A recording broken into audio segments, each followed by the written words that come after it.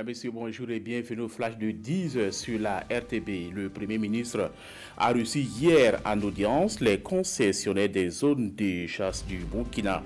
L'objectif de cette visite chez Paul Kaba-Thiéba, selon ces concessionnaires, est d'exposer les difficultés auxquelles ils sont confrontés dans le cadre de la gestion des zones de chasse. Ces difficultés ont entre autres pour nom l'insécurité, surtout dans la région de l'Est. Et au sorti des échanges, ils disent être satisfaits des résultats avec Paul Kaba-Thiéba.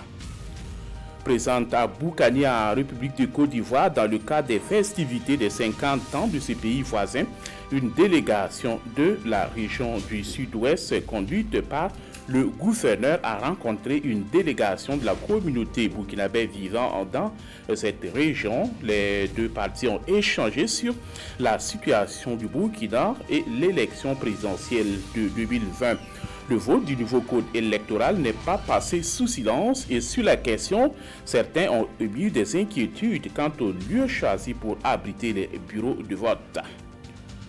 Le professeur Patrick Kouraogo a dédicacé son 4e ouvrage le 7 août dernier à Ouagadougou, intitulé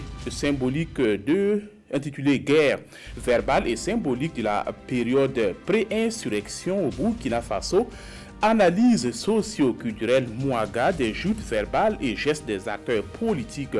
Ce livre dépeint la situation politique d'avant insurrection sous l'angle de l'interprétation Mouaga. Le professeur Kouraogo est actuellement conseiller culturel du président du Faso. Un nouveau tremblement de terre de magnitude 5,9 a frappé jeudi l'île indonésienne de Lombok selon l'Institut américain de géophysique. La réplique s'est produite dans le nord de l'île, dans la même zone que le séisme de dimanche. Ainsi, il n'y a pas eu de menace de tsunami.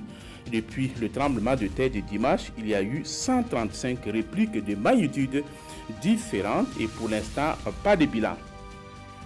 Et c'est la fin de ce flash. Merci de l'avoir suivi. Passez une excellente journée en compagnie des programmes de la RTV.